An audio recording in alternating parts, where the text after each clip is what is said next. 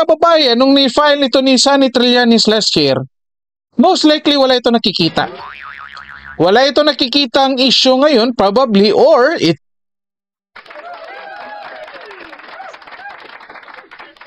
Okay, magandang araw po sa inyo lahat and welcome po ulit dito sa ating Tantabunan PH channel mga kababayan. Nandito naman po tayo para sa panibagong reaction video ngayon. Ito mga kababayan, pag-usapan natin ulit itong mga nangyayari pa rin dito sa ating bayan, ating bansa mga kababayan ha. At ito, titignan, analyze natin itong lahat ng mga nangyayari mga kababayan kung ano yung mga nakikita nating nagiging takbo nito dito ngayon. Okay? So ito, ano yung pag-uusapan natin mga kababayan? Ito na nga, Plan B ng Marcos Jr. Administration mga kababayan for 2028. Inuumpisahan na nga ba? Ito, bakit natin natanong yan? Ito, pag-usapan natin. Stay tuned kayo, mag-comment kayo dito. Teka lang, pakita natin yung chat natin mga kababayan. Pakita natin itong video na to. Teka. Ito mga kababayan, unang-una papakita natin itong balita na ito. Ayan. Galing ito sa News 5 kahapon mga kababayan. Binatikos ni Davao City 1st District Representative Paulo Duterte ang pagbasura ni Department of Justice. Department of Justice mga kababayan ang nagbasura sa kasong label na isinampa niya laban kay dating Senador Sunny Trillanes.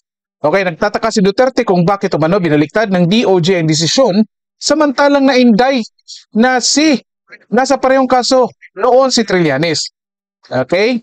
Tinawag niyang reward ang pagbasura sa kaso na pagpapakita umano ng bagong justice system sa bansa kung saan pinaburan ang mga kalyado ng administrasyon. O bakit nga ba nasabi ni Pulong Duterte mga kababayan na justice ito? Isa ito sa mga pag-uusapan natin ngayon mga kababayan. Ito kansilado or inatras ng DOJ mga kababayan ang kaso ni Sunny Trillanes na libel mga kababayan. Simple, na-indict na ito. Ano ang ibig sabihin? Hindi tayo abogado pero naintindihan natin yung mga kababayan. Ibig sabihin ng na-indict, meron ng mga nakikitang valid na evidences mga kababayan na formally file na ang kaso laban dito kay Sunny Trillanes mga kababayan. So, ito libel lamang ito mga kababayan. Sa pagkakaalam natin, walang kulong ito. Magbabayad lamang ito mga kababayan. Okay? Hindi ko alam kung may kulong. I-comment nyo nga dyan kung may kulong. Sa tingin ko, walang kulong ito. Sa pagkakaalam natin, magbabayad lamang sila dito. So, anong nangyayari dito? Bakit nga ba nagkaroon ng kaso? Ito nakikita ko sa natatandaan ko, nag-file ng libel case si Pulong Duterte mga kababayan. Kasi nga, dati pa si Sunny Trillanes mga kababayan, nagpapalabas ng mga mali-maling impormasyon. Katulad nung issue nila ni Bongo daw na may miyembro daw ng triad. Ewan ko ba kung saan galing si Trillanes ng triad issue o China triad daw sa mga illegal na drogas mga kababayan. Nakasali daw si Bongo, si Pulong Duterte at yung husband ni VP Sara mga kababayan. Okay? So ano nangyari dito? Matagal na ito. Yet ngayon lang inatras ng DOJ mga kababayan. Bakit kaya? Bakit kaya? Nung hindi umupo nung 2022 pag alis ni PRRD, bakit hindi kaagad inatras? Kasi ako personally mga kababayan, nakikita ko na yung kaso talaga valid talaga yan mga kababayan. Okay? Nangyari po lamang ngayon na nagkagulo na. Nawasak na yung unity mga kababayan. Umalis si VP Sara sa kampo ni PBBM. At nakikita nila ngayon mga kababayan na sa pag-alis ni VP Sara, nakikita nila ngayon, nagpahayag si VP Sara, natatakbo siya by 2028. At kasunod niyan, sinabi ni VP Sara na mayroon siyang nalalaman na posibleng makapagpakulong or either magpapa-impeach kay PBBM mga kababayan.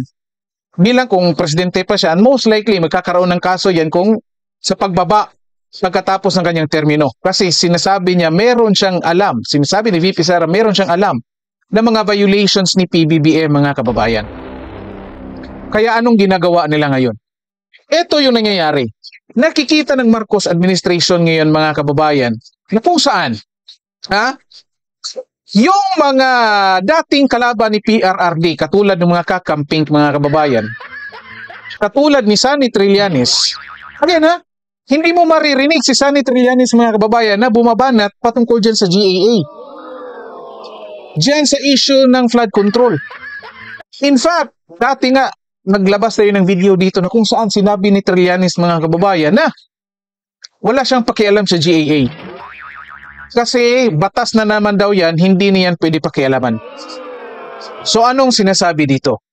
Ito nga mga kababayan, nakikita ng Marcos administration ngayon na dalawa ang nagiging kalaban ng mga Duterte dito.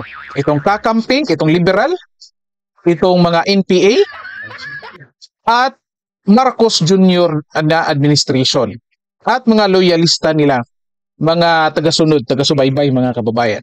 So anong ginagawa ng Marcos administration ngayon? Tinitignan nila ngayon mga kababayan kung sino yung merong existing na kaso katulad ni Sunny Trillanes. Kasi tapos na sila kay Leila de Lima, nai-atras na nila, na-acquitted na si Leila de Lima mga kababayan. So anong ginagawa ngayon? Tinitignan. Ito ngayon ang unang-una nakikita si Sunny Trillanes. Unfortunately, may existing pa na kaso. So, anong nangyari? Ito inatras. Again bakit hindi nung 2022? Bakit hindi nung 2023? Bakit hindi nung 2024 inatras? Sa tingin nyo ba, ngayon lang nila na-check yung mga kaso na yan? I doubt mga kababayan. Inatras yan ngayong 2025 kasi gagamitin nila yan si Trillanes mga kababayan dito sa kanilang tinatawag nating Plan B. So ito, reward ito. Agree ako dito kay Pulong mga kababayan na kung saan reward ito kay Trillanes. Bakit nila inuna si Trillanes dito? Kasi dito mga kababayan, makikita natin yung role ni Trillanes. Matagal na ito. Ito, titingnan natin. Ito. Ito 7 years ago. Ayan mga kababayan. Papakita natin. Ayan. 7 years ago yan mga kababayan itong post na ito. Itong balita na ito mga kababayan, pakinggan natin iimbestigahan yung mga nakuhang kontrata ng pamilya ni Bongo in the amount of billions of pesos sa Davao Region. So maliwanag yan sa lahat ng kontratista sa Davao Region, yung kumpanya pa ng pamilya ng Special Assistant to the President ang naka-corner ng bilyong-bilyong piso. Hindi to out of vindictiveness, kundi merong ganyang issue hindi naman yan ginawa lang. In fact, it didn't emanate from me, it emanated from Raptor and PCIJ.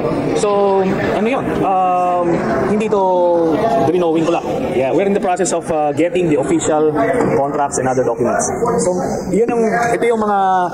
ito pang si Bongo, nagpapanggap na hindi raw siya tatakbo, Ayaw daw niyang tumakbo senador. Pero nagsabi siya, gusto raw niyang umattend kasi libreng mileage, media mileage. O di ba?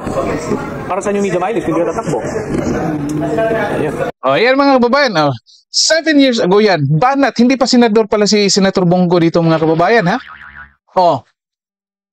kinasuhan or ito plano pa lang mga kababayan na imbestigahan ni Sunny Trillanes yung issue dito. Again, ngayon, pinalabas ulit itong issue ni Senator Bongo mga kababayan. Okay? So ito ngayon, ito, titignan natin 1 year ago ito. Ayan kita nyo dyan, pinakita ko. 1 year ago ito na balita na naman. Pakinggan natin kung anong balita dito. Ayan. Former Senator Antonio Trillanes IV has filed graft and plunder complaints against former President Rodrigo Duterte and Senator Bongo before the Department of Justice on Friday, July 5. Trillanes alleges that Duterte and Go facilitated corrupt practices, specifically the awarding of more than 100 government contracts to companies owned by Go's father and brother worth at least 6.6 billion pesos. Ginamit nila yung kanilang posisyon, authority at influence para mabigay at makorner yung mga proyekto. 184 government contracts ang inaward nila sa tatay at kapatid ni Bongo, ng total nga ay 6.6 billion pesos. Aside from plunder, both Duterte and Go were also accused of violating Republic Act No. 3019 or the Anti-Graft and Corrupt Practices Act and Republic Act No. 6713 or the Code of Conduct and Ethical Standards for Public Officials. Okay, ayan mga kababayan. Last year yan, July 5 mga kababayan last year yan, July 5, 20. Sabihin natin 2024 mga kababayan. Okay? plunder at graft yung kinaso. Dalawa pa, hindi lang si Bongo. Ngayon si PRRD at si Bongo, mga kababayan. Kung titignan natin ito, last year, 7 years ago, itong video na ito, itong statement ni Sunny Trillanes, ito naman last year. So last year, ito, kahit sabihin ninyo na ito, hindi ito gagana. Itong sinabi niya dito kasi si PRRD pang presidente. Sige, bigay na natin yung assumption na yan. Pero ito, last year ito mga kababayan, sino ng presidente 2024 PBBM? Oh, anong nangyari? Wala. Okay? Itong time na ito, umalis na si VP Sara sa kampo ni Marcos Jr. dito. Okay? So ito ngayon. Posible mga kababayan, nung ni-file ito ni Sunny Trillanes last year, most likely wala ito nakikita. Wala ito nakikita ang issue ngayon, probably, or it could be,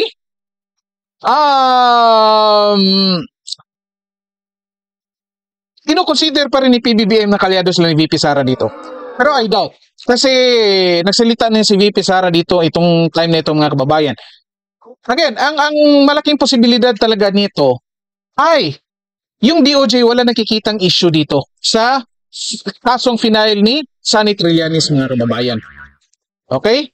At ito ngayon, pagkatapos nito mga kababayan, pagkatapos nitong inatras ng DOJ, yung libel case laban kay Sunny Trillanes mga kababayan, ano ngayon? Ang resulta. Ngayon, binalik ulit ni Sunny Trillanes ang pag-file ng kaso laban kay Senator Bongo mga kababayan. Di ba? So ito ngayon, again, connect na dots na lang tayo. Titingnan ninyo. Kinansila yung kaso ni Sunny Trillanes. Ngayon nag-file ulit ng kaso si Sunny Trillanes laban kay Bongo mga kababayan. So makikita natin dito na itong final ni kaso ni Sunny Trillanes mga kababayan, again, kabayaran ito sa pag-atras ng kaso. Give and take ito mga kababayan. Inatras yung kaso, pabor yan. Inatras yung kaso ni Sunny Trillanes para hindi siya makapagbayad. Tapos ngayon, kapalit niyan, sirain mo si Bongo. Kasi mga kababayan, nakikita nila na si Senator Bongo ang number 1 dito for 2028 Vice President. So ano ngayon? Yung Plan A mga kababayan, pag-usapan natin. Yung Plan A, plano nila, impeach VP Sara. Kasi kapag na-impeach si VP Sara, wala na yan. Parado na yan sa 2028. Unfortunately mga kababayan, hindi gumana. Hindi gumana, bumaliktad sa kanila. Tingnan na ngayon, sinong nagkaroon ng issue? Sinong na-booking ngayon? Zaldico at Martin Romualdez. Pero of course, ito ngayon, Plan B. Gawing ombudsman si Remulla, ito'y nangyayari na. Kasi bakit? Si Remulla pwedeng mag-file ng kaso sa pagkakaalam natin kung di tayo nagkakamali, i-comment nyo dyan, sa Sandigan Bayan laban kay VP Sara. Laban doon sa kanyang confidential funds. And hopefully mga kababayan, titignan lang natin kung ano maging resulta dito.